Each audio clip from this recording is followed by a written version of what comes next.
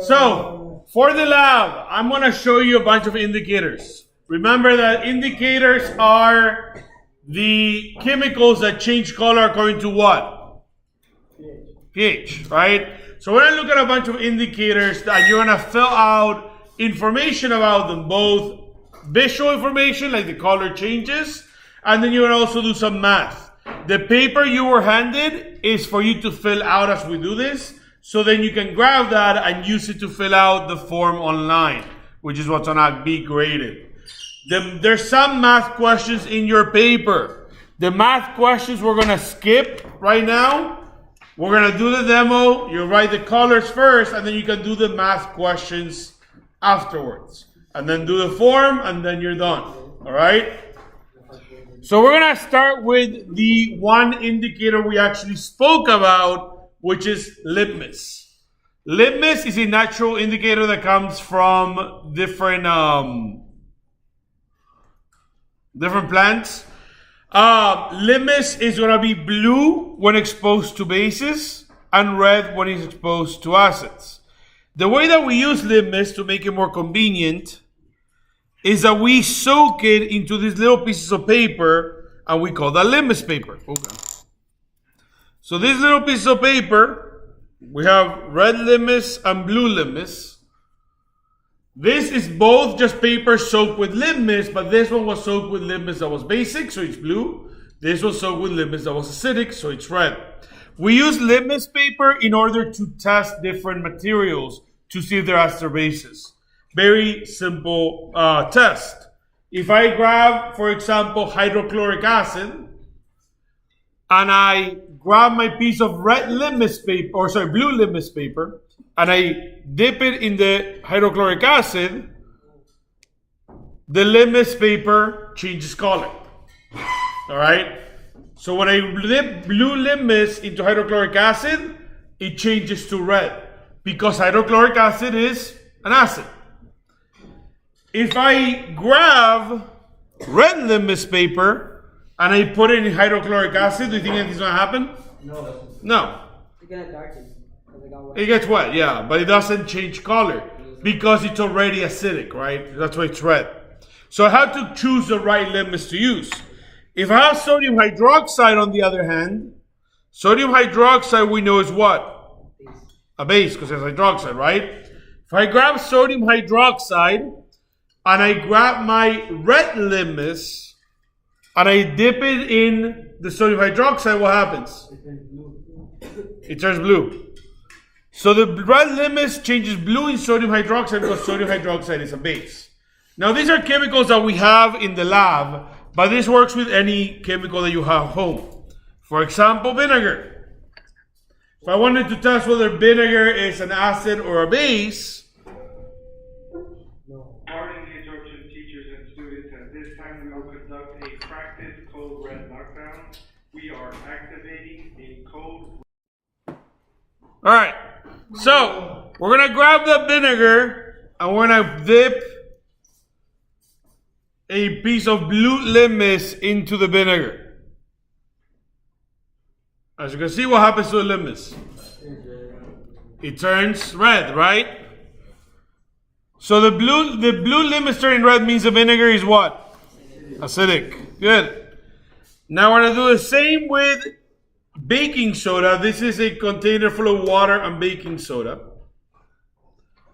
And if I grab red litmus and I dip it in the baking soda, what happens to the litmus paper? It turns blue. It's a lighter blue because baking soda is not as strong of a base as sodium hydroxide, but it is a base, so it turns the red litmus blue. So that's litmus. We put litmus in those papers because it makes it easier to test. If you just want a quick test to see if something's basic or acidic, you just dip the litmus in it. What would happen if the solution is neutral? It wouldn't change color, which is why, so if I grab, for example, red litmus, and I dip it in hydrochloric acid, nothing happens, right? I wouldn't count that as a positive test for it being acidic, because there is the choice that it might be neutral. So we'll then grab blue litmus, dip it in, and see what happens. If both of them say the same, then it's a neutral solution. So those are the litmus paper tests. That's your first little section. We're now going to move on to some synthetic indicators that are liquid. This right here is bromophenol blue. It is an indicator that changes color in a pH range between 3 and 4.6. So this is blue right now when it's a base. As I make it acidic, it will change color. So I'm going to grab this and I'm going to put a few drops of hydrochloric acid in it. And you're going to quickly see that it changes to what color? Yellow, right? So it changes from blue to yellow once I add an acid like hydrochloric acid. So when I add hydrochloric acid to bromophenol blue, it turns yellow. Indicators are not a one-time use. If I can grab this, make it basic again, so I can add some sodium hydroxide, and it turns back to blue. Because the indicator is still in there. As long as this solution is basic, this will be, or as long as the solution is over 4.0, this will be blue. If it's below 4.0 or around 3.8, it will be yellow. You exhale into that. If I add what? Exhale, like the straw that turns. It will turn a, yeah. If I grab a straw and I start blowing in there, making bubbles, eventually it will turn yellow. Because the bubbles that you exhale are carbon dioxide. Carbon dioxide mixes with water to make carbonic acid. So it will turn the solution acidic. If you add more base, Then it will turn back blue. but like go blue or like that. No, the blue, once you get to over there, that's the blue it turns. How deep the indicator color is more about how much indicator upon the solution, not how acidic or basic it is. So that's bromophenol blue. That's your first one. It turns from blue to yellow with acid. We're going to skip the math problems. There's 2 math problems on your paper. You can do those after. We're going to go to the back and we're going to look at methyl orange. Methyl orange is another synthetic indicator. Methyl orange, under basic and neutral conditions, is yellow in color. It's a nice yellow solution. Again, methyl orange turns colors when the hydrogen ion concentration is high. So what I'm going to do to this methyl orange, I'm going to add some hydrochloric acid again. And we'll see the color change. So I'm going to add some hydrochloric acid to this methyl orange. And we get that color change to what? We're going to call this red. We won't call it pink, and you'll see why in a little bit.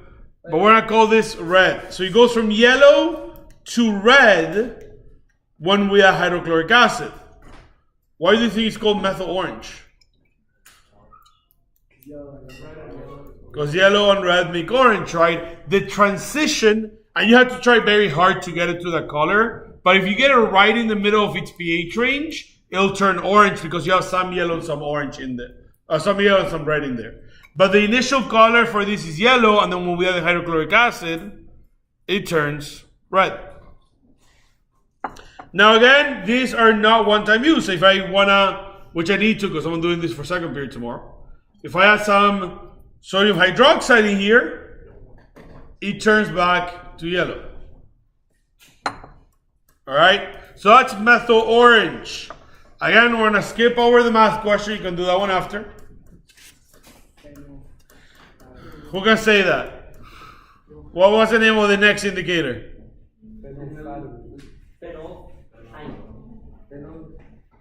Phenolphthalein is how you pronounce that. Phenolphthalein. It took me 5 years to learn how to spell that. So we're going to grab phenolphthalein. Phenolphthalein is what color? It's clear, right? Phenolphthalein is not like our other 2 indicators. Bromophenol blue and methyl orange are both synthetic indicators that change in the acidic pH range. Phenolphthalein is an indicator that's going to change in the basic pH range. So instead of putting acid to this, we're going to put some base. So I'm going to grab some sodium hydroxide. I'm going to throw it in the solution. And it quickly turns to this fuchsia color or pink. right? This is why they want you calling the other one red, pink. This is fuchsia or pink. Fuchsia's with two C's.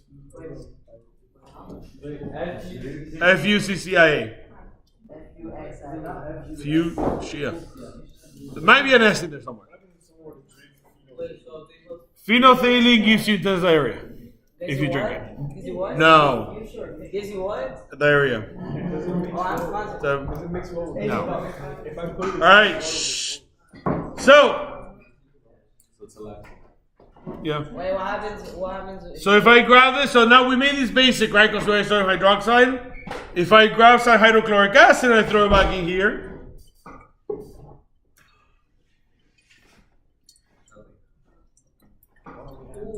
it turns back clear.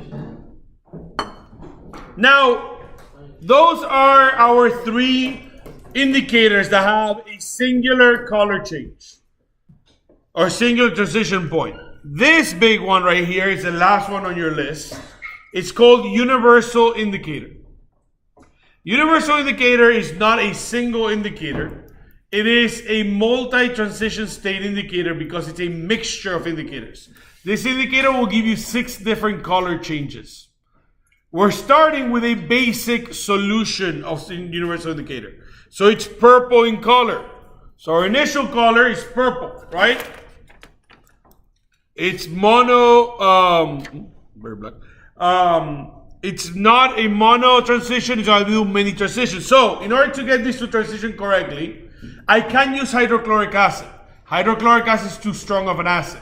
I'm instead going to use the vinegar because I need more steady transitions. All right, so we're starting with purple, and I'm going to drop vinegar drop by drop.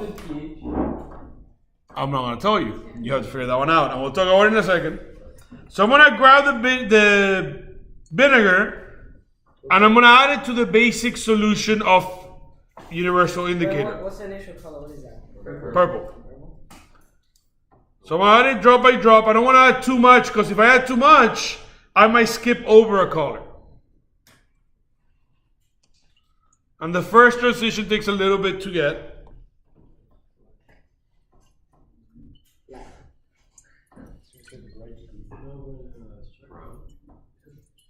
No, that's not brown. It's nothing gold. Black. Green. I think it's broken. There's your first transition. It looks black, but it's actually very dark blue. It's a very dark blue color. It just looks black because of the flask shape. It's a very dark blue color. So do we put dark blue? Dark blue. So that's my dark blue indicator color. Let's see if adding one more drop makes a little more. So yeah, there you go, the little darker blue. So I'm gonna keep adding some vinegar. It's not about green, man. It's not about green. You're already seeing green. And we get a nice green color. Right? So we get a nice green color for the universal indicator for a third color. I'm adding vinegar. The only thing I'm adding here is vinegar. Shh. So I'm gonna keep adding vinegar. I'm gonna add another drop.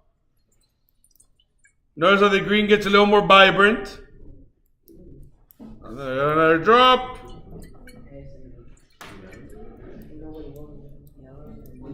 And we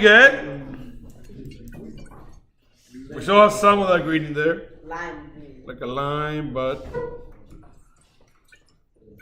there you go. Then we get our fourth color change, which is gonna go to yellow, right? So I'm gonna keep adding vinegar now. We're yellow. I'm gonna add a couple more drops.